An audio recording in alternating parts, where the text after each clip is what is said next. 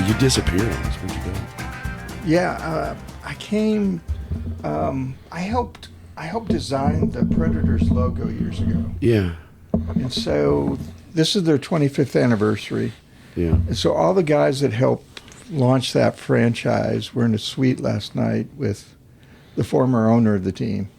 Huh. So it was my last. These guys are coming from all over. They've, Yeah. after they sold the team, they spread out. After Sean Henry bought it, Right. they spread out. Yeah. And so it was my one shot. Not that I didn't want to be there. I worked on those nicknames with Nikki. Absolutely amazing. Are we, welcome to Twangtown. Yes. We're back. We're here. We're doing this again, yes? Yes. We're with our main man and chief historian of Jack Daniels, Nelson Eddy. Hey, Nelson. Wow. We just spent, I guess, 2 glorious days with you at the Jack Daniels Distillery there in Lynchburg, Tennessee. Yeah. A fine institution. Tasting some of our local bottled water. You have wonderful bottled water. I got to dip it out of the spring. You did. I was the only one who got to ladle it out. That's right. But you can't taste that water unless you put a little splash in it. It has to be Right. For Yeah. medicinal purposes. medicinal purposes. Yeah, Yeah, kill anything that's in there. exactly. No, And, man. and if you're listening, that's not a health claim because No. we can't make those. I don't know. Whatever we say on this show is mostly not true, or it is. We don't know. This is just entertainment. It's That's all just we're here for. entertainment. Yeah. Welcome. Happy to have you, man. Yeah, Good to be buddy. here. We did spend a few days with you, and I'll tell you, it's delightful. You guys are top notch out there, and the treatment that we as we took a group of songwriters out to the I guess it's Jack Song Camp, Jack Daniel's Song Camp, Jack Song Camp, up on Barbecue Hill. the third one ever. Yeah. Barbecue Hill. Yeah, Yeah. And just a handful of people at a time. yeah, it was great. We had 6, 7 songwriters. 9. I can't count. That's Obviously. one of my flaws. I'm beautiful, I'm taallented, but I cannot. You're just here to count. look beautiful. That's all. I am, but it was an amazing. We stayed in these Airstreams. I've always wanted an Airstream. I was a kid again. I sat everywhere in it. Yeah. I took a shower in it. Yeah. I went to the bathroom in it. Wow. It was Too great. much information. Bucket list awesome. checked. But it is. It's quite an astounding thing. But tell us about yourself. I mean, we know you as the chief historian. I Yeah. guess is Yeah. from Jack Daniels. But where are you from? How did you get to Nashville? Is it, Well, I am from Michigan, yeah. and but my people are all from West Virginia. Came up for labor and just stayed. And so even in the community where I lived, there was a pocket of people where all the mothers talked with a Southern accent. Yeah. And they were baking biscuits, and they were getting imported Martha White flour to do that. So I kind of grew up in a little bit of a Southern bubble in Michigan. Nice. And then I came down, did my undergrad at Lipscomb, Oh. met a girl, Yeah. and just stayed. Oh, And so that's how I got down here. look at you. How You're, about that? You're romantic. And thankfully, the girl stayed too. Did she So, stay? yeah. That's a key part of it all. Yeah. It helps. Yeah, Yeah. I mean, that's a lot of. I think we've talked about this, but a lot of the Southern people went to Michigan to work in the plants up there Yeah. because there was really no opportunity in West Virginia, Kentucky, where we're from. The coal industry was about Right. the only thing you had, and those jobs were few and far between. So everybody went north, and and I'm glad you're back here now. It was a pleasure to meet you. Hey, it's good to be here. So you went to Lipscomb. Did you? How long did you stay around? Did you work at Lipscomb? No, well, yeah. So I taught there for 5 years. Really? And then I just started kicking around looking for a job. I'm a writer by trade. And so I got picked up by a local agency. And my first job was to write live radio read commercials for Martha White Flour on the Grand Ole Opry. How about that? That's Wow. amazing. So, and I wrote a cookbook for them. I didn't write the recipes. They had a test kitchen, and they had those recipes were developed. I just wrote the chapter introductions. But here I am, a guy from Michigan, writing stuff for the Grand Ole Opry and for Martha White Flour. And then I got this job to. There was this client in town. There was this company. They had a headquarters here in Nashville at the time, and they were going to introduce their first new product in a century. Yeah.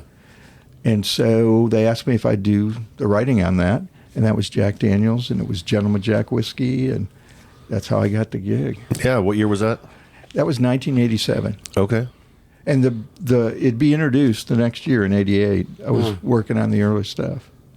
So, like, tell us about that process. Like, how did all that go down? How did you, like, what was the game plan and for the marketing and distribution and all that? Like, let's relive. Let's go back in time. I mean, Jack Daniels up until from the early '60s to 1980 or 1979, right in there, they couldn't keep up with America's thirst for the product. Yeah. They were always running behind. And so I know it seems ubiquitous today, but for 30 years it was like Pappy Van Winkle. Yeah. I mean, you just couldn't get it, and you'd get it by the bottle. If you're a little liquor store in a town and you got Jack Daniels and you only had 3 or 4 bottles, guess who you called? Well, you called the mayor. Yeah. You called the president of the Chamber of Commerce. Yeah. Some judge that got you off on something. Yeah. You'd call the important people and make sure they knew the bottles were there. Mm-hmm. So that's the way it ran. Well, '79 they finally caught up. Yeah. And so now they had enough whiskey to try some other things. And, they thought they would try to do maybe a more refined version of the product. It's smooth sipping whiskey, but they thought, could we do something, that a gentleman might enjoy? No. And there are many gentlemen that enjoy Jack Daniels, so it seems a little bit like cannibalism, but A little redundant, Yeah. This is the Department of Redundancy department. Yeah. so they just ran it through a little more charcoal after it matured. Another 3 feet of charcoal, right? You know that now. It's 10 feet of charcoal to mellow it out, and then they take that and then they run it through another 3 feet. With all the drinking you did, I'm amazed that you can. We paid attention to Byron yesterday. I was so focused. It's a wonderful thing out there. I learned so much about the process. Yeah. And how the family, the corporation really is. Yeah. Just seeing the many generations working at Jack Daniels and I think it's an embraced nepotism as well. Yeah. They say nepotism doesn't work with most businesses. But at Jack Daniels, it's quality control. Yeah. Because if you're doing a job that you're going to leave to your nephew or niece, or you're going to leave to your son or daughter, you want to do a good job because you want it to be there when the next generation comes along. Yeah. And that's the best form of quality control. Yeah. Wow. They're doing it. It's absolutely amazing. So, Lipscomb, you started doing some stuff for Jack Daniels. Yep. And you became the historian then. And tell us, you gave us a great speech about Jack Daniels.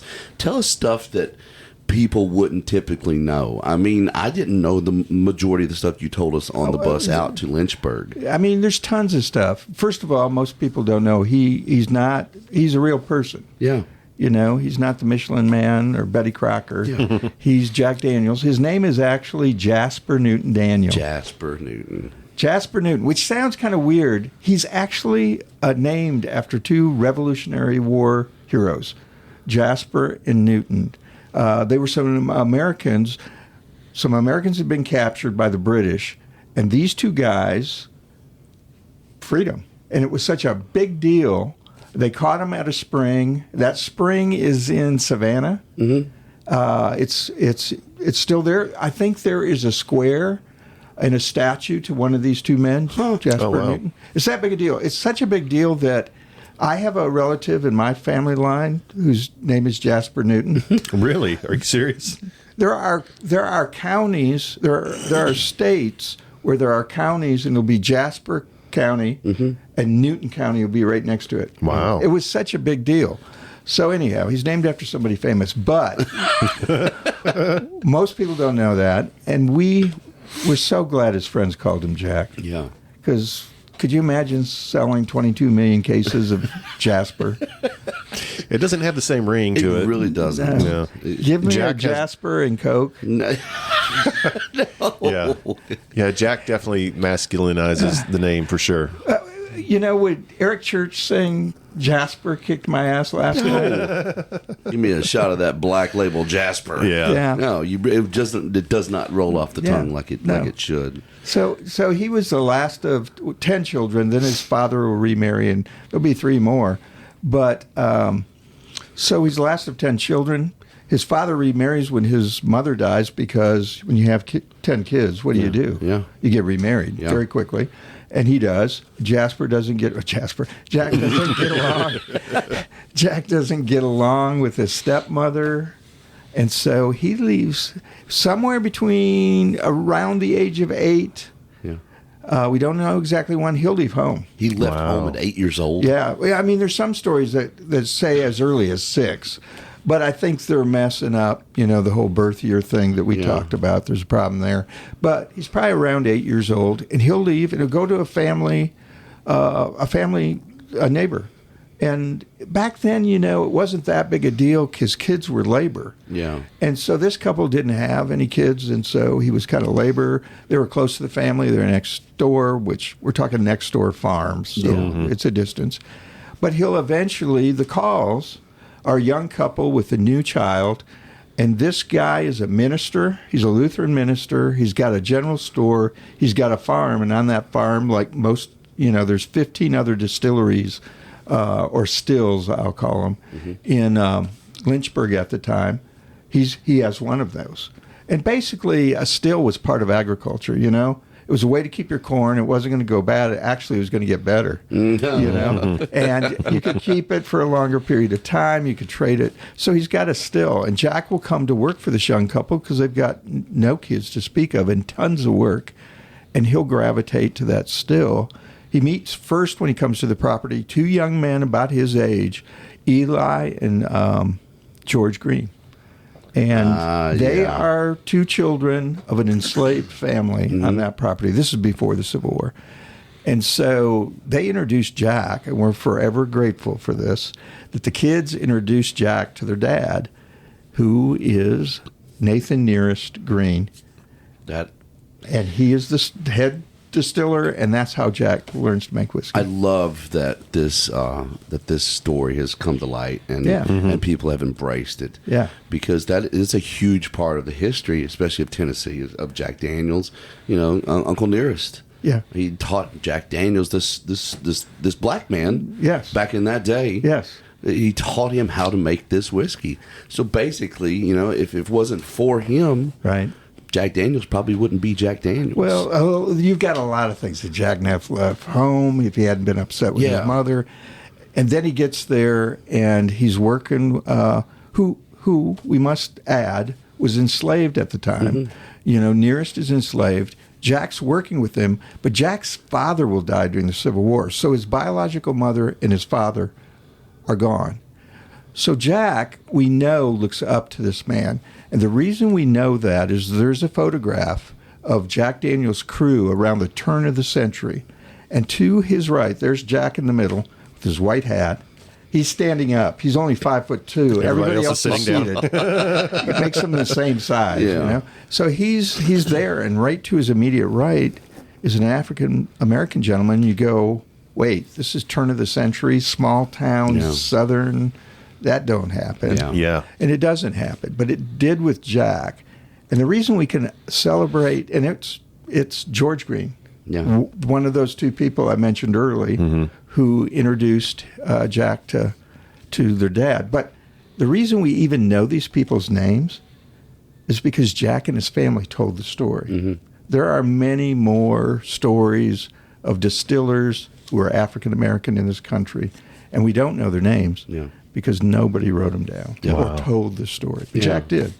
That's really cool. They bonded over whiskey and probably other things too. But the African Americans that were brought to this country, they've done so much. Yep. Not only obviously with whiskey, but music and sports and food. They've really culture enriched our country. And absolutely. And I love it that there's people even back then who embraced them as they should have. Yes. And because all for the betterment. Well, I mean, look at this amazing product we have here, and with Jack Daniels, and I mean, international brand of whiskey that everybody loves. Yeah. Well, and after the Civil War, Jack will Jack will start his distillery in 1866. So it's after the Civil War. Nathan is a free man. Jack will hire him, and he will be his first head distiller. We've had 7 generations of the Green family working there. Yeah. Today we still have 2 members of that family working there. They're a part of Jack Daniel's legacy and tradition, and an important part of it, just as you said. That's so cool. It's a story that's bigger than whiskey. Yeah, right? for sure. Yeah. It's a human interest piece. I mean, Honestly. that's Americana as it gets right there. Yeah. Mm-hmm. That's great. So, Jack Daniels, he meets this man who changes his life, changes all of our lives, honestly. Yeah. What happens after that? I know you said that Uncle Nearest also played the fiddle. Yes, I was hoping you'd bring that up. Yeah. Mm-hmm. Yeah. Music connection there. Yeah, so we don't know exactly how Jack gets interested in music, but we think it's because Nearest is not just a great whiskey maker, he's a great fiddle player. Yeah. You know, whiskey and music have gone together for a long, long time. And so Nearest was also a good fiddle player, and Jack becomes enamored with music to the point when he builds his house. Imagine this in a small rural town of 200 people. A guy builds his home and he puts an upstairs ballroom in there. Oh, my Lord. So he has an upstairs ballroom, has a Steinway grand piano. It's like Great Gatsby style. Right? Exactly. Yeah. And every May he invites the whole county over to his home. He'll have regular dances upstairs. So he has a great love of music. And then he realizes the power of music and commerce. So he opens 2 bars. Okay, 200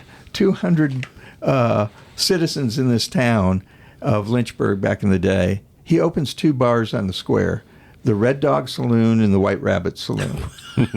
I wish we knew the correlation of the colors. Yeah, and here they are. Are they, competing sides of the square? I don't get it. But it's a very soft square, as you've seen. Oh, yeah. Do you remember how far apart they were?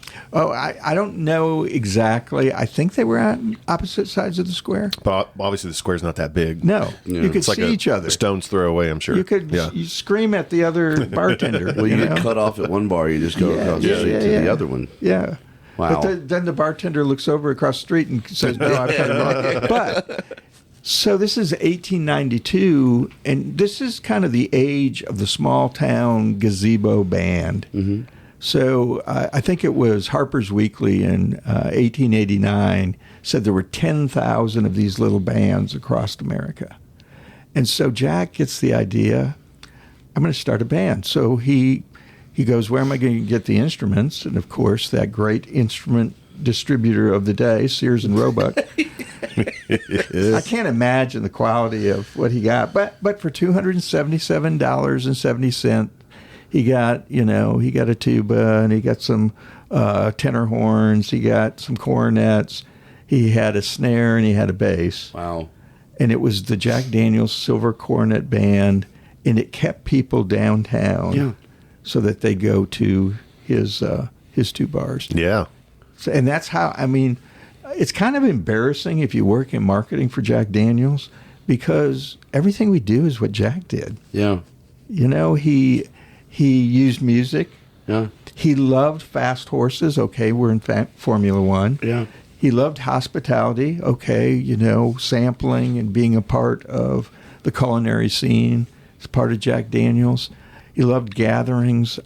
So much of what we do, we owe to Jack. The square bottle, that was Jack. Yeah.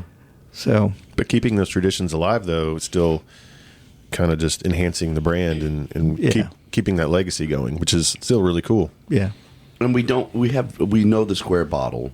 right. We know the history of the square bottle. Yeah, But we don't know why it's old number 7. we do not. Now, there's all kinds of theories. What are some of the speculations? Well, some of the ones I like, Jack named it after his favorite girlfriend. Old number 7. And this would explain why Jack never got married. Yeah. Because if you call your favorite girl old number 7, she's not going to marry you. What was that lady's name at Miss Mary Bobo's yesterday? Emily. Emily, yeah. She was talking about how Jack loved his ladies, but he couldn't settle down. No, he couldn't settle down. So, and he never had any kids. So some people say it was a shipping label. Yeah. They put the barrel on the train. The shipping label was 7. And then they got another barrel that was marked a different number, and they wrote back and said, we want some of that old number 7. That was better. Some people, it's just lucky number 7. Yeah. Some people have speculated. If you look at Jack's signature, his J's look like a 7. Really? So maybe it's that. Then there's people that speculate because he changed tax districts, and he went from 7 to 4 or something. I'm not sure about all the numbers, but I just don't think he would give the federal government and their taxing of his whiskey that much due. Yeah. Oh, So, that's great. Hey, but that's probably one of the most asked questions. What does old number 7 stand for? And I honestly love that there's not a definite answer to that question, because the speculation and the part of the lore. That's part of the fun. Love that. It's part of the fun. And I mean, you talk about Nearest playing the fiddle and music being a big part of Jack Daniels, and Jack starting a band, and 277-70 is pretty funny too. There's a lot of 7s in there. Yeah, a lot of 7s. Maybe he named it after that. No. Maybe he did. Actually, it came before that, so no, it doesn't work.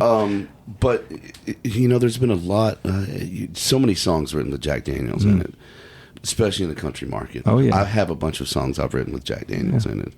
I know that a bunch of famous musicians have endorsed Jack Daniels for free. Yeah, well, yeah. I mean, who would you think would be the most famous one of those? Well, the one that really, and you got to be honest, Jack Daniels, before this gentleman got interested in it, was 100,000 cases. Really? 100,000 cases is nothing. Yeah. And in terms of if you're going to be a regional brand, so it was really just a local or regional brand before Frank Sinatra gets turned on to it.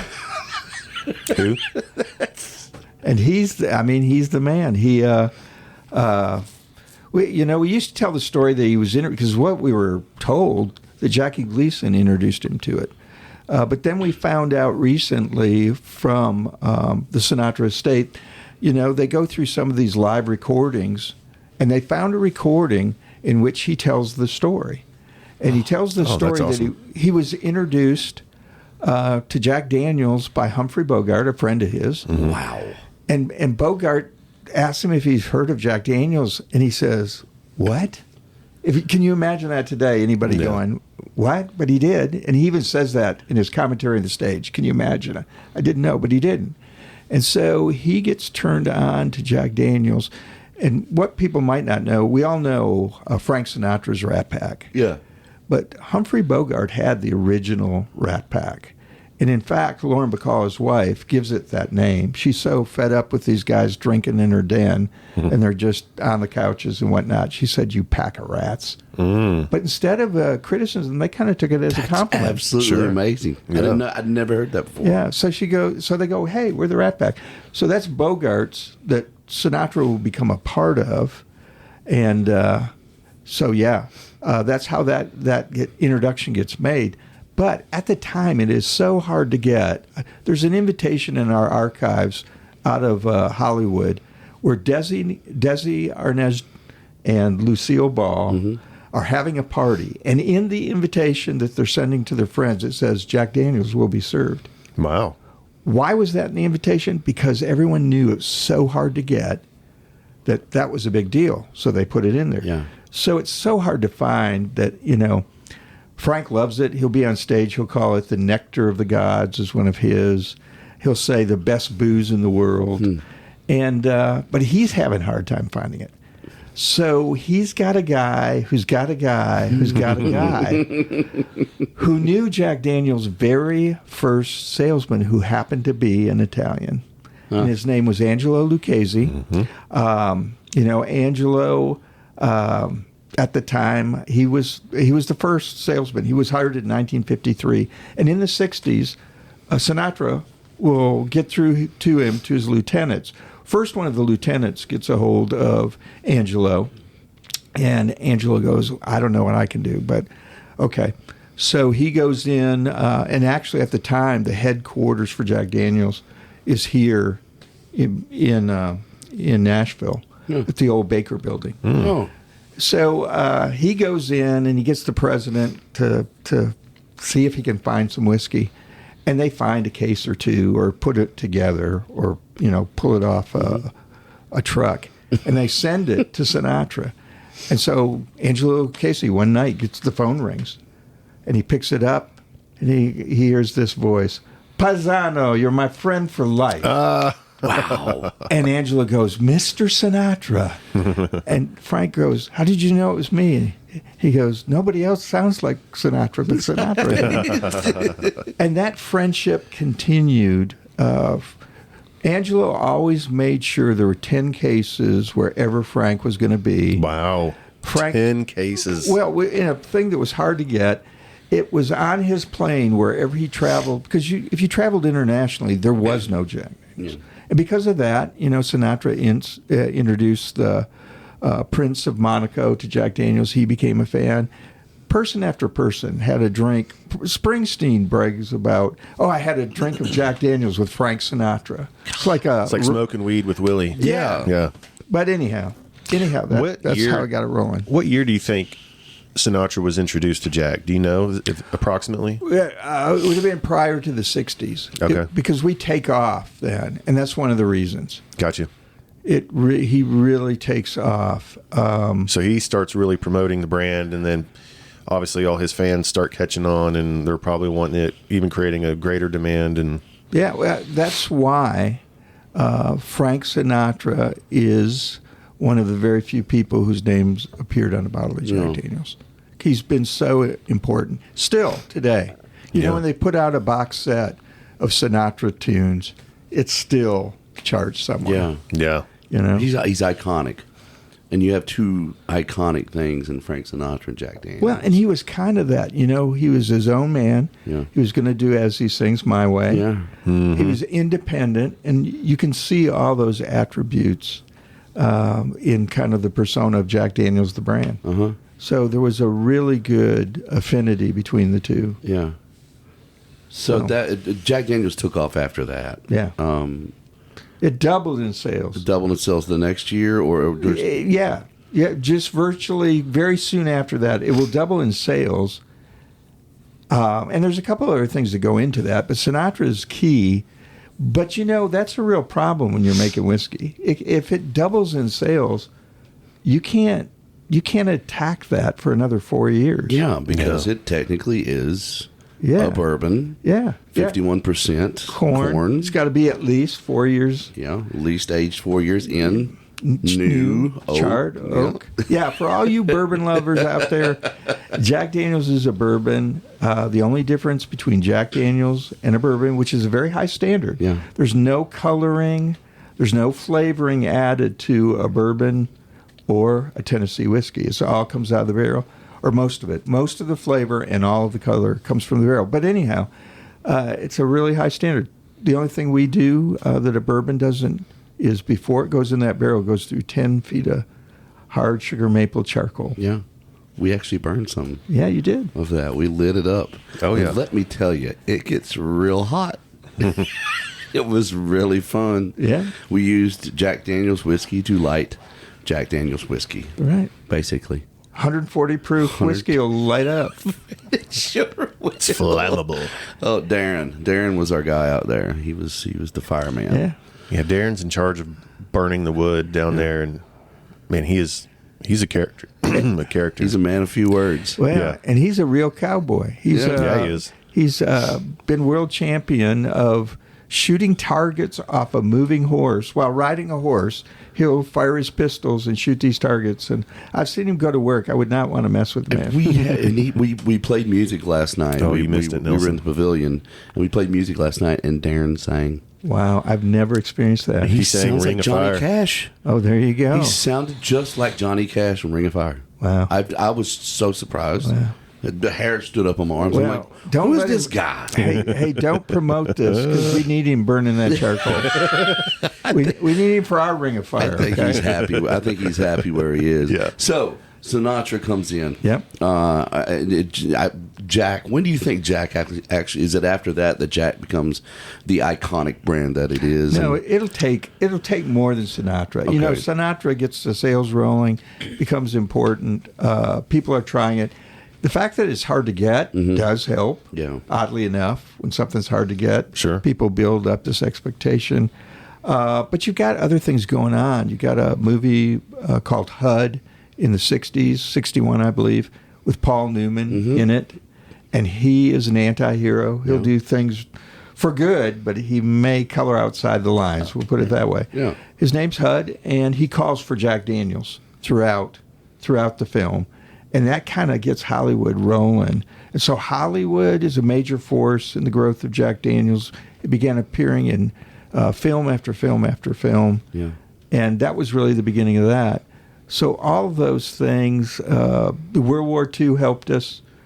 There were hundreds of thousands of GIs, American GIs, who trained on Motlow property in Tullahoma. George Patton had a division that trained there. And the Motlows were real nice to him. You know, they let him drink their whiskey. And so when all those guys came back after the war, or those who did come back after the war, they spread out back over to their homes around the country, and they were looking for Jack Daniels. Yeah. And so distribution just went crazy too. The Motlows. Let's talk a little bit about them. I think we've touched on it. We haven't touched on it much. That's the nephews of Jack Daniels, because he had no kids. He never married. Yeah. So he passed that down to them. So he starts out. This is like. He deeds the safe, or the safe. I mentioned the safe. The safe. And the reason I did that, in 1907, he will deed over the distillery to two of his nephews, Dick Daniel and Lem Motlow. Okay. And the reason he did that in 1907 is he's incapacitated. Yeah. He has kicked a safe. Why is he incapacitated? He has kicked a safe. Why did he kick that safe? Well... Nelson? Yeah. Spill the beans, baby. Well, Lem Motlow would normally come into the office early and open the safe. It's a pretty hard combination. It's like go to letter A, then 4 times the other way, and go to C, and it's back and forth. It's like 5 different directions, and then you open it, and it's a killer to open. Yeah. So literally a killer to open. So let's get everybody up to date on that so they know why we're laughing. But so Jack comes in early. Lem's not there. He needs to get something out of the safe. He turns that dial. Nothing happens. Yeah. He turns it again. Nothing happens. He's a little guy with a very short fuse. No pun intended. He gets frustrated and he hauls off and kicks that safe and breaks his big toe. But he's also a proud little guy, so he's not going to tell anybody. Yeah. So he's walking around with his broken toe, and eventually gangrene will set in. Ugh. And so he will have to, he has a series of 3 amputations. First, they don't want to take off much. They'll take off the toe. But each amputation is a little bit worse. And so he'll be incapacitated by 1907. Sign that distillery over to the 2 nephews. Now, I don't know what Dick Daniel was thinking. Well, I kind of know. Tennessee goes dry because of a gun battle here in Nashville in 1909. And so this is 1907. So Dick Daniel may be reading, the tea leaves and goes, I'm going to sell my half to Lem. Oh, my Lord. So he sells it to Lem, and then 2 years later, or shortly after, Tennessee goes dry. And so we go to St. Louis to make our whiskey in Alabama and whatnot. But it's then Lem Motlow's distillery. And he sees us through Prohibition. Not only did we go dry early in Tennessee, we stayed longer. Yeah. So the rest of the country goes wet in 33. In Tennessee, 33 comes and goes, and nobody is making a move in the state. They're making moves, but they don't get it voted in. And finally, in 1938, the distillery will make whiskey. It'll actually happen in 37. They'll get started. But Lem Motlow became a politician, went to the State House to get this law changed. He stooped that low to get going. And this is the funny thing. So he gets he's allowed to make whiskey in Tennessee, but he can't sell it in the state because the state remains dry while he's making this whiskey. Wow. So it's all got to go out of state. Finally, county by county has that happens, but it never goes dry in the county where it's made to this day. It's a dry. I call it a moist county because you can get beer and you can sample it at the distillery. Right. So it's a little moist. But you can't have liquor by the drink at the restaurant. Yeah. So. Yeah, you're not getting the Jack Daniels and Miss Mary Bobo's. No. Well, you get it in the apples. They sneak it in. Yeah, let's sneak it in, and in the whipped cream on they can't put it in a pie. glass, but they'll put it in the food. Let me tell you what, man. I walked away from that table yesterday in a big old coma. I think the 6th piece of chicken was too many. I don't know. Those fried apple. The secret in their fried apples, they're made with Jack Daniels, but they don't put it in before and cook off the whiskey. Yeah. They put it in after. Oh, smart. That's the secret. Guys, Jack Daniels, there's in Lynchburg, there's Jack Daniels in everything. They don't even put air in their tires. It's Jack Daniels. They put Jack Daniels in their tires. Just sloshing down the road. Everything is Jack Daniels. They make their buildings out of Jack Daniels. I don't know how they formed them into bricks, but it's amazing. Yeah, one of the guys we were talking to, I think it was one of the guys at the dump station or fill station, the guy who oversees that. Yeah. Clint Bailey. Yeah, Clint. He was talking about how, when he was a kid, if you start teething, you get the little whiskey, 90 proof whiskey on the gums. And he's like, I'm doing the same thing to my kids. And now I've got grandkids and I'm doing the same thing to them. And I'm like, okay, little Lynchburg tradition here. Yeah. I didn't get to hit a bunghole. No, I was disappointed in that. Everyone was on break. Yeah, we did get to see whiskey pouring out of the barrel, though, which was very cool. It's an amazing operation over there. The amount of barrels that I saw this past couple days was astounding. It's astounding, and it's even more astounding when you realize, given our standard, you can only use them once. Yeah. And that's because I kind of compare it to a tea bag. After you've used the tea bag, you don't get as much flavor out of it the second time. Same with a barrel. That's why we send them to Scotland. Yeah. Let those guys use them several times. Yeah, you do the Scotland. You also send them to Tabasco? Tabasco, yeah. That's amazing. They use them. They use them in Lynchburg for dog houses. Yeah. You have a barking dog, you put it in a barrel and it quits barking. It's a very happy dog. Yeah. One of the things I learned about the barrels on this trip that I'd never heard before was the swoosh.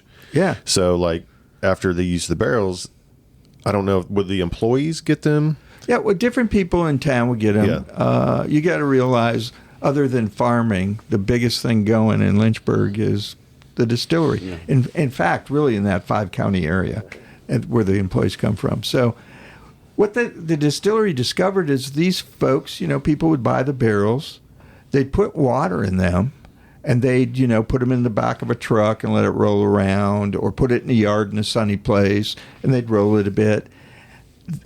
We learned there's a case of whiskey that is soaked into that barrel. And that water was drawing that whiskey out. And so they had a little beverage of their very own that they called swoosh.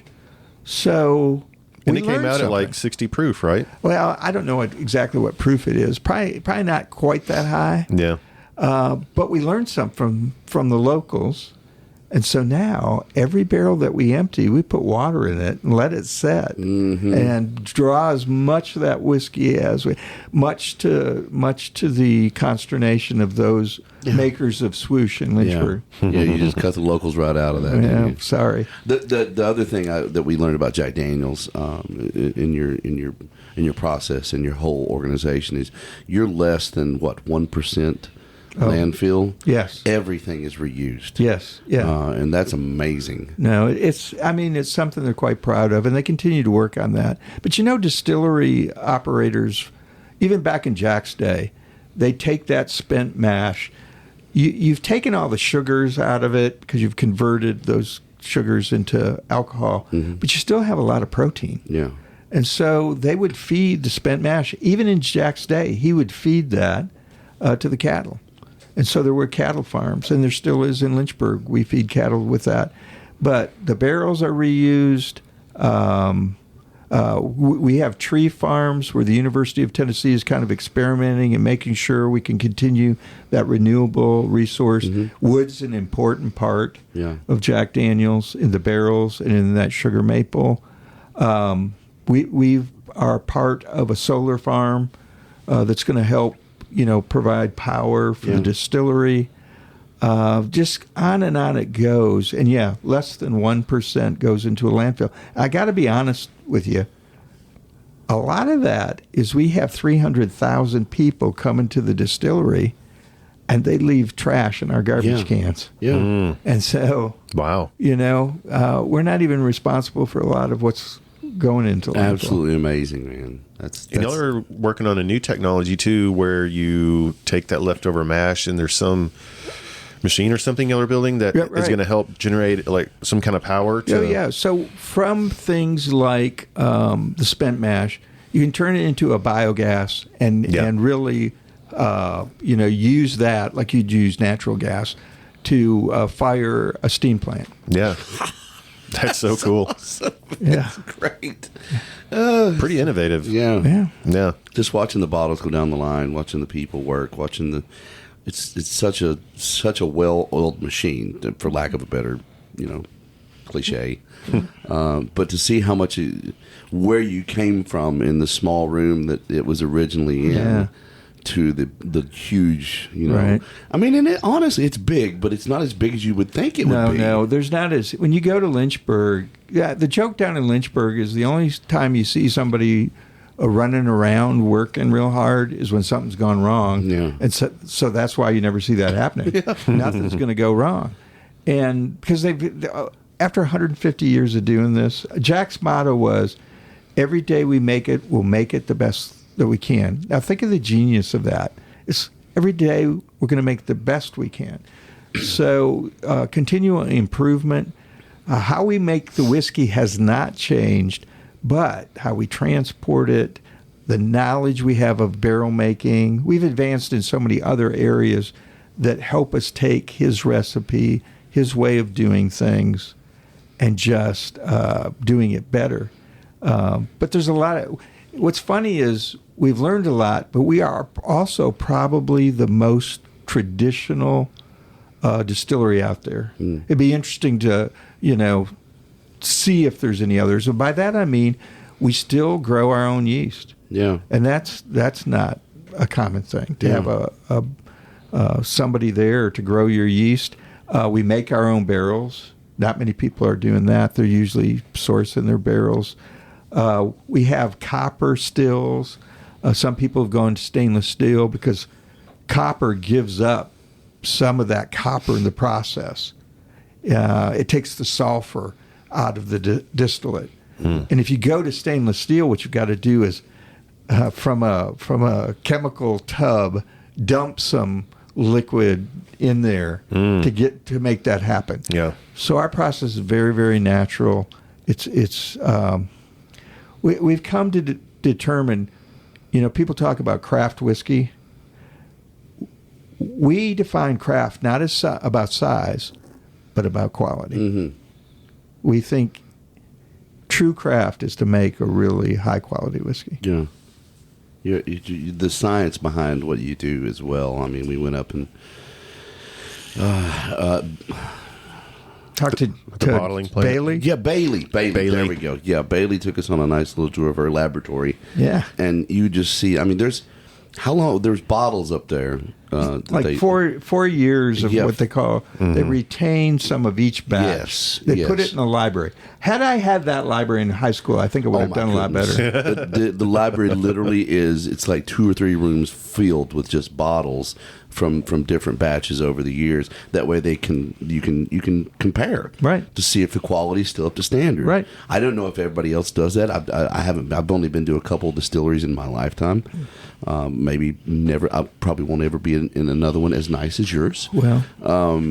but just to see the precision and there's testers and there's people that sensory testers and they just can tell the difference between, if this is a hair bit off, I couldn't do that. Right. I don't have that in me. Yeah. I don't know if Colt does, maybe. Well, what was interesting was, like, there's some machines in use to test this, that, and the other, but what I found really fascinating was how it's the people. Because I remember Bailey saying, yeah, there's usually all these glasses here, and every time I walk by, we do a little taste. But it's not just, I think it's a large group of people you guys have that are all tasting just to make sure. I mean, from Chris Fletcher, the head distiller, all the way down to like people in the lab tasting and we have employees. And matching that same taste that you're shipping out to every bar and restaurant and house and across the world. I mean, we use like different instruments to check the color to make sure it's a standard color and whatnot. But when it comes down to it, the only thing, you can taste things that we cannot duplicate in an instrument yet. Right.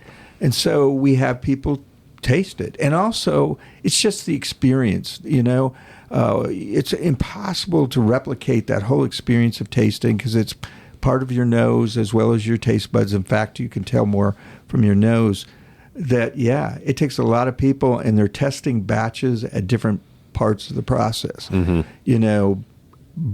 Before it goes into the charcoal, after it's going into charcoal, before and after barrels.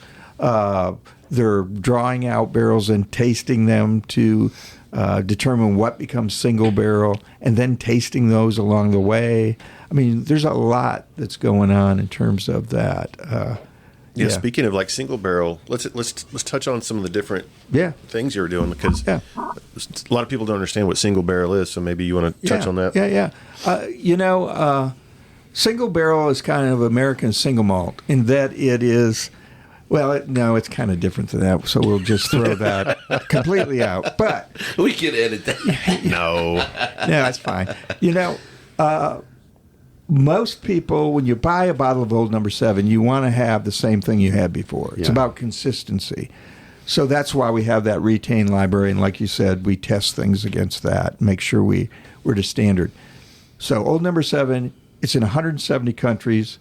If you taste it in one of those countries, it's going to taste the same because it all was made in a town with one stoplight called Lynchburg, Tennessee. It's all made there, shipped around the world. But what we've discovered is every barrel tastes different, every barrel. And so when you make Old Number 7, you want to mingle various barrels together to get that consistent taste. But if you were to bottle just a single barrel at a time, you would have really different things going on. Mm-hmm. And so what we do is in our 7-story warehouse at the very top floor, above where we really traditionally rack the whiskey, there's something called the Buzzard's Roost. And that's where the barrel gets the most heat in the summer. And so the flavors in that barrel are more intense. There's more angel share in that we have more evaporation. And even that evaporation of water changes the character of the whiskey. And so from those barrels, they will individually bottle those barrels. As Jack Daniel single barrel, it's 94 proof.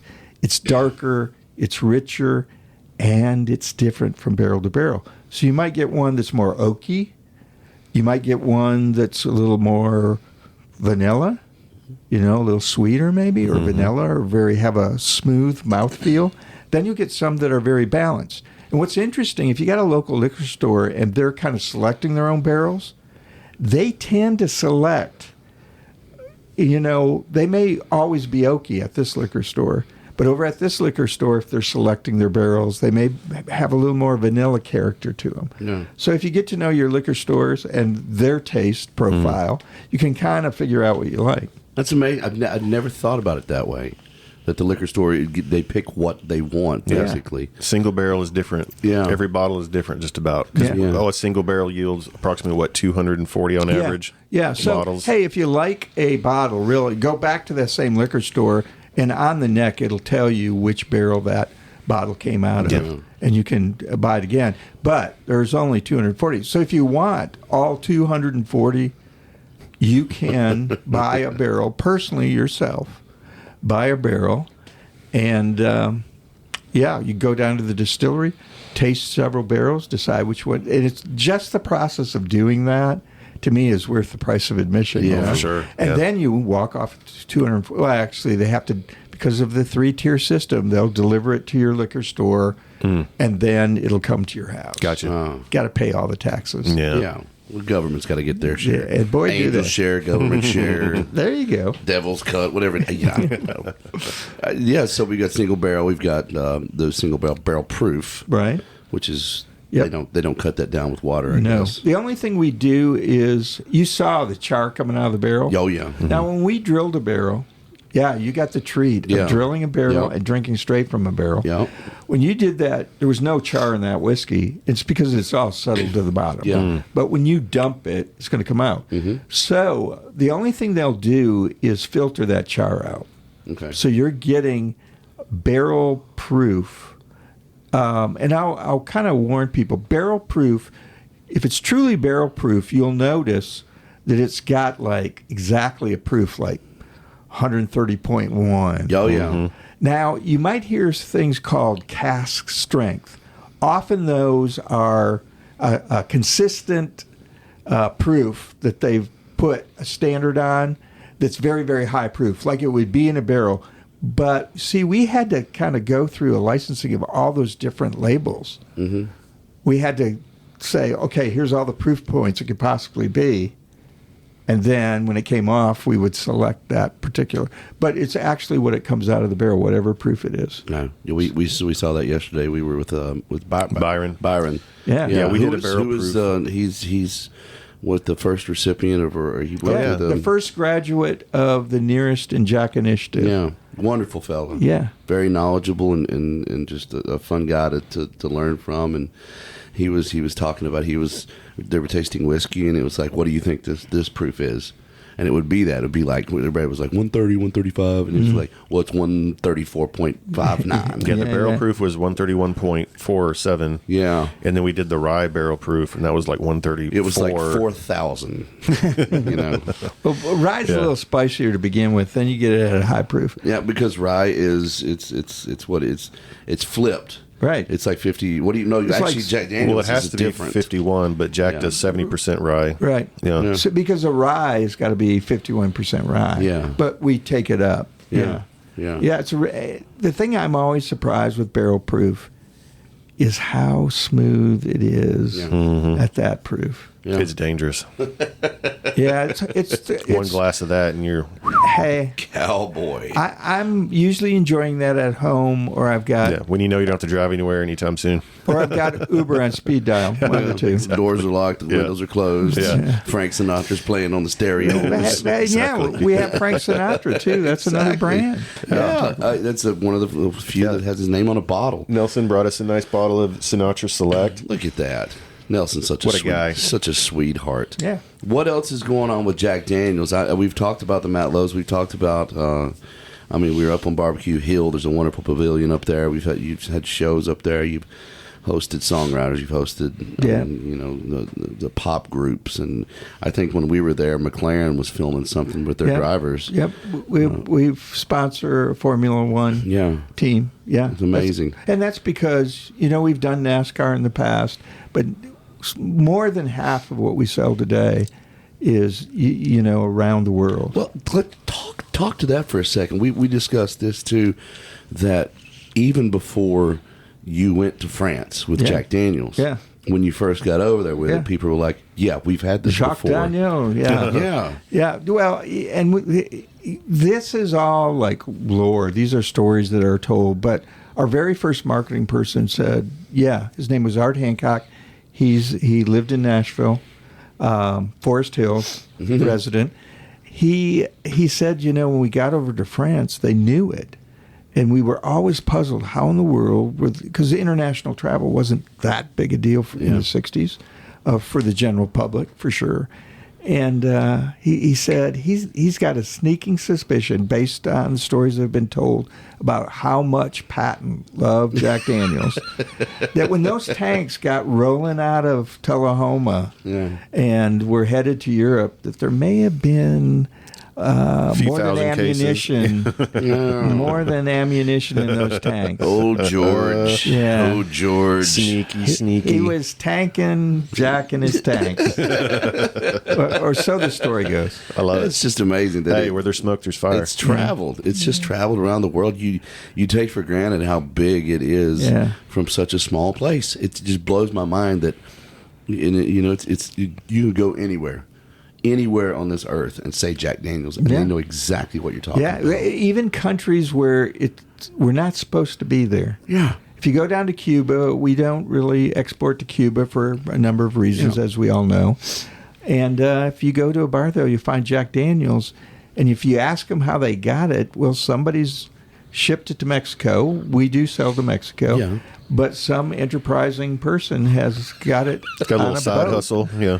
Yeah. Got it to Cuba. So Exactly. they have I'm the sure Jack. there's some cigars in exchange. Yeah. Yeah. Maybe some coffee. You've been at Jack Daniels since, you said, 80. Yeah, I've been part of Jack Daniels since 1987, so 36 years. Yeah. That's absolutely amazing. Yeah. And you're the only one of you. Yeah, I'm the only one of me. You're the only one of you. I'm the In only- more ways than one, Nelson. Yeah, yeah. In more ways than one. Well, my job is basically answering bar bets. Yeah. Is it really made in Dry County? Yeah. Stuff like that. How much money have you made off your history knowledge? Let's talk will about not reveal about that. side bets and side hustles. That won't be revealed. The IRS might be listening. 20s by 20s. But something else that I do that's kind of fun, on a number of bottles, I've written the copy. Yeah. Really? That's on the bottle. Not that anybody is staring at a bottle reading it, usually, that's not happening. But, so I'll write the copy, and I like to say I'm read in 170 countries. That's amazing. You're one of the most interesting people I've ever met. Well, man, you need to get out. I do. No. I just the Jack Daniels, and you're a writer and a teacher at Lipscomb. You also had an integral part in developing our hockey team here. Well, did you not? yeah. The Nashville Predators. Yeah. Yeah. Nashville Predators. Yeah, that was fun. So, when Craig Leopold came to town, first we had to sell 12,000 season tickets in 6 months. Wow. We didn't have a team. We In didn't the have South, a name. where nobody even knows what hockey is. Right. Nobody knew what hockey was. You didn't have a team. You didn't have a name. You had nothing to show people. But before we could start building that franchise, we had to prove to the NHL that we could have 12,000 season tickets sold. Yeah. I tell you what, they've lowered that bar for new franchises. But they were real worried in those days about something succeeding. And once again, music has helped Jack Daniels immensely. Music helped that hockey team immensely. Yeah. So, but it started out there going, we don't want another music symbol. You had the Nashville Sounds. Mm-hmm. We don't want another music symbol for the team. So what are you going to do? So we did some research, and this is where I came in. I did some research and found out where the first American bank used to be. It's now got a steakhouse, there and whatnot. But when they built that building and they were digging it, they came to a cave. There are caves under the city of Nashville. Oh, I And didn't so know that. they dug and got into a cave, and there were dinosaur bones. And among you those serious? bones, yeah. I've never heard this. Really? This is how it got started, man. Let's go. So among You those, sandbagging me this whole time. among those bones was a saber-toothed tiger skeleton. No joke. In fact, they used to display those bones over at the arena. I don't know if they still have it, but the bank eventually gave them to them because it was such a big deal. So we said, wait, the saber-tooth died in this part of the country when the Ice Age came. And then when the ice went away, so did the saber-tooth. So the ice has returned. And so has Look at him. the Nashville Predators. Yeah. Nashville Predators. Wow. So Mr. Fang Fingers himself. Yeah. So I heard a rumor you were responsible for the Fang Fingers. Is that well, true? there's a guy named Scott Loft that really, I think, developed that. I think my biggest contribution was to add the psycho music. Yeah. That was you? Yeah. Nice. But Scott Loft was the developer of that. But yeah, so we were involved in the first bit of advertising, and It's been a beautiful thing. But hey, music in this town. So this is another funny thing that happened around that. So to get people interested, did a couple of things. One was, Amy Grant. Who all did that? Garth Brooks. I mean, several people allowed us to put billboards up with their front teeth knocked out. Yeah. And these were all over town, And we got this one, and those billboards, because they were such a big deal, appeared in Sports Illustrated. We didn't have to pay. They wanted to run it because they thought it was fun, and they did a little story about it. We had one complaint. We had somebody write and said, "We think it is terrible that you are making fun of Southerners who don't have teeth." And Just right over there. Yeah, we had to write them back and said, "No, we're actually making fun of Northerners who don't have their teeth." Yeah, exactly. So anyhow. People will complain about anything, won't they? Yeah. They need to drink more Jack Daniels. And That's then right. We had we called it the Hockey Tonk Jam to sell tickets. Nice. Tim McGraw did that every time he scored a goal. He likes it and he loves it. Yeah. Yeah, so the music industry really came out. Man, and it's That's Nashville, man. And the Predators have become a part of Nashville more so now. From when we went on the big Stanley Cup run, Yeah. and to see the music intertwined with that, you're a big part of that. You're the one that did it. Thank you for that. Thank you for. Hey, I've just I've been around a lot of people who were doing cool things, and hockey was one, but Jack Daniels is the other one, Yeah. and for everybody on Music Row, I mean, we owe you a huge debt. The number of songs and just the list of people, they were probably too good of a consumer. Yeah. Oh, when you look at Keith Richards and Mick Jagger and Guns N' Roses, AC/DC. Yeah. I mean, on and on it goes. Slash. Yeah. Love Jack Daniels a little too much. What did Lemmy's people wanted? Lemmy. So Lemmy was a Lemmy of Motorhead fame. When he passed away, his fans wanted to rename the Jack and Coke. They contacted us and said, "How can we?" I say they. It's like their fan club. Yeah. So not all of them called, but Just 2,000 people. so they wanted to rename the Jack and Coke to the Lemmy because he loved Jack and Coke. Yeah. And we're kind of like, there's Well, no he's real, not the only one. you can't really rename that. We didn't even name it. Yeah. The people made that happen. It's not like there's an office at the government. You can say, "I'm going to rename this cocktail. Can you help us out?" And all I could say is, you get enough people to call it that, and that's what it's going to be called. Yeah. It's on you. Yeah, we can't really do it. So, wow, anyhow. that's amazing. Yeah. What else you got going on, man? What's going on in your world nowadays? You're hanging out with songwriters over there, and Yeah. what do you got coming up that you're excited about? Is there stuff coming from Jack? Or Yeah, well, we've got that age series, and Yeah. we've done the 10-year-old, and we've done the 12-year-old, and it's really kind of replicating something Jack did in his day. He had a 10-year-old, a 12-year-old. We're talking about whiskey now. 14, yeah, 18, 21. 21. Wow. So When is the 21 going to be? what did we figure that was going to be? 20, 35? Yeah, my math is But awful again. this is what our head distiller I has to master be put on the waiting list. yeah, Yeah, well, yeah. But that's kind of exciting. Yeah. You can look forward to. But I will tell you, we may not get to 18 and 21 because what they've said is, if it doesn't taste up to quality, yeah. because you got to remember, I know people will drink, 24-year-old whatever Scotch, but we're talking about apples and oranges here. We're using new barrels, so there's more flavor to begin with. Mm-hmm. We're talking about Tennessee summer heat Yeah. that drives that whiskey into the barrel. Mm-hmm. Yep. So, in Scotland, they're doing something completely different. They're using their barrels to kind of soften the flavor of some of that peat, and they're reusing them multiple times. And you can take a 24-year-old Scotch and set it beside a 4-year-old, 5-year-old Jack Daniel, and our color is darker Yeah. because we're getting more out of the barrel. So, we at 18 and 21 years old, it may be Sludge. as black as night and bitter, or so much oak in it you can't really. But I'm hoping not. Well, we hope for you and for everyone listening that one day we'll be able to try that 21-year-old. We'll finally be drinking a Jack Daniels that is legal drinking age. I love that it's 21 too. That makes me so happy.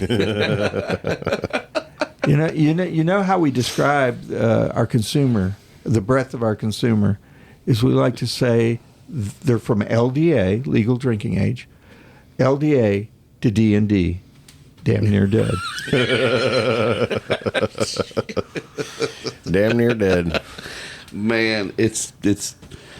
I mean, stepping on the bus, it's such a pleasure to meet you. Yeah. And you've like, I mean, I can speak for Colt too, but you guys have treated us like royalty the past 3 days, and I consider you friends now. And it's just everyone we met at Jack Daniel's, at the distillery, took care of us, treated us like family, shared everything with us. I mean, we went down into the Matlow Cave. Yeah, the Matlow Cave was really cool experience. Yep. Everyone, you missed that too. Everybody got their guitars out and played some songs, and it was really and special. The sound in that cave. It's a religious experience, being up on the hill and watching the sun come up and the sun go down. Yeah. Thank you for all of that. Well, hey, it's been music and whiskey. It's been a good relationship. Yeah. And the best of what we do is when you're hospitable and you greet people and you make them up. And that's the best country music artists are the same way. Mm-hmm. For sure. Not too proud, and they know what got them there. Yeah. And they're appreciative. And Agreed. we try to follow that same. Well, we're appreciative of you guys too. Well, thank you for y'all thank are you awesome. for supporting country music for many years too, and supporting all the songs that are written and helping us write better songs. And before we wrap up, I will say, last time I was with you, you told me about this documentary you made called Chasing Whiskey, right? Yeah. I know I got it on iTunes, and I'm sure there's other ways Amazon, you can find it. You can get it on But Amazon. I highly recommend that if you're interested at all in learning about the whole process of Jack Daniels from start to finish. Check it out. I mean, I bought it for like $10 on iTunes, I think. Definitely worth the watch. It's like an hour and a half long. It's an hour and a half. I'll watch it when I get home tonight. Yeah. One of the So cool everybody things listening, is, check it out. One of the cool things on that is you can follow a case of Jack Daniels from Lynchburg to the outback of Australia. Yeah, that's right. Getting on the ship going through whatever, the locks and out the port. And Yeah, it's fun. Yeah. It's a fun watch for I'm sure. going to look every place I go in, every country I visit from now on. I'm going to go in and look and make sure they have Jack Daniels. that Lynchburg bottled water wherever you go. Lynchburg. That's it. That is, man. Thank you so much for being And here also, today. before you go, you get to spin the Wheel of Shame. The Wheel of Shame. Okay, I'm not sure what I'm getting into here. We're still not sure about it. Oh, no. We love it. Yeah, It's our favorite. It's Whoa, I don't even know what these things mean. Well, they're a code. We're not trying to give it away. Just give it a little spinny spin. So I spin and then figure out what I want? Yep. Oh, you Or don't win. lost? We got to get video. Yeah. Do. You don't understand how underwhelming the Wheel of Shame really is. I don't know. It's kind of mesmerizing. Which one? Please say pinche medejo. It's tortilla slap. Oh, you get to slap me. Do you with want to a do the tortilla slap, or do you want to do something different? Well, Do you know what the tortilla I'll slap spin it is? again. Yeah. Spin it. No. I don't think Nelson's I don't want to tortilla slap material. anybody. I don't mind getting slapped with a tortilla. I've been slapped with worse. Okay, here we go. Fines, hands. Is there anything on there's like have a drink? Yeah. Well, He landed on pinche pendejo, I think. Okay. What is that? Do you like tequila? Yeah. Pinche pendejo is, this one always gets landed on. Yeah. It's Spanish for fucking asshole. Because usually when you say, hey, let's get some tequila, everybody's like, no. So hang on. Hey, there's some good tequilas. El Jimador is a good one. oh, get paid to say that. yeah. What yeah. Where does that come from? Or would it be smarter if we sampled Oh, what Nelson brought Sinatra. us? There you go. There. I think you should How about do that? That's Yeah. silly. We'll save tequila for another day. Oh, yeah. Let's gotta- open this up. I wish you'd have landed on Jasper Newton over there. What would have happened? Did you see I had a Jasper Yeah, I Newton? saw it. Well, I have Yeah. I have a bottle of the Bonded in there. Well, I think the Sinatra will be really good. The Bonded. That's Well, yeah. that's the 100. That's 100 proof. Yeah, 100 proof. has to be made in the same distillery. Right. One season. One season. Yeah. There's all the stipulations where it has Yeah. to be. Yeah, it's got to be in a bonded warehouse, which they all are. Yeah. And that was the first food quality law of its day. Yeah. But Well, wow. tell us real quick about this Sinatra Select. What were the details behind all this? Because I know this was a very special release when it came out. Yeah, it's 90 proof, which is the proof our whiskey was when Sinatra was enjoying it with the Rat Pack. So it's 100 proof. We've got what we call Sinatra barrels. I said we learned a little bit in 150 years. Yeah. It takes us a while, but we learned a little bit. Yeah. We learned that if you groove the barrel, that it increases the surface area. Oh yeah. So we did that. Science. Yeah. Science. So we groove the barrels. We're always experimenting all the time because Jack told us every day you make it the best you can. So we're experimenting. They groove the barrels, and it gives you a bolder, a robust flavor. So you got a little more flavor there, but it's still smooth, and we thought that was like Sinatra. It's brilliant. Very bold but smooth. Bold but smooth. Yeah. Old Frankie. Old Blue So Eyes. let's act like Byron's watching us. We're gonna nose it. Shout out to Byron. You're not supposed to snort it, Nelson. Nelson, you did a proper snort. I just wanted some You're sound. channeling for your people. inner Keith Richards over here. It's just if we're nosing the whiskey, people need some sound effects. Oh. It smells very, very. So then you put a little on your tongue. You just put a little on your tongue. Yes. That's So the let's do hardest that. part for me. Wow, that is so smooth. What do you think? That's 90 proof and very smooth. Wow. Now I feel a little warmth coming in. Yeah, Wow. It's like you're back at the tasting. it is. Yeah. I guess we could break into a chorus of My Way now. Exactly. Nelson Eddy, thank you so much for being here with us today on Twangtown. We hope to see you again soon. Yeah. Don't be a stranger. Are you on social media, or do you have your own website, anything like that, where people can find you? Well, Or maybe you don't want them to find you? No, they can find me. I don't do Jack Daniels on my social media, I just do my other pursuit. But if you want to find me, if you go to Instagram and you look for Creative Sherpa, creative_Sherpa.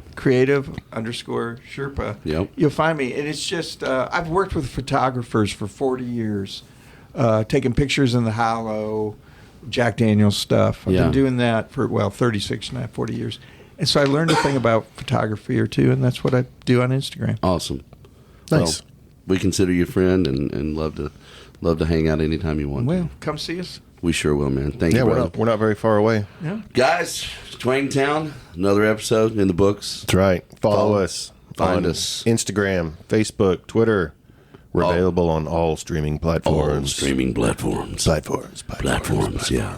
Support, subscribe, like, save. Tell all your friends. Okay. Make your mama listen. Yeah. All right. We're fine. Let's I'm get back fine. to the Jack. You're fine. Back to the Jack. Baby, let's go. See you guys.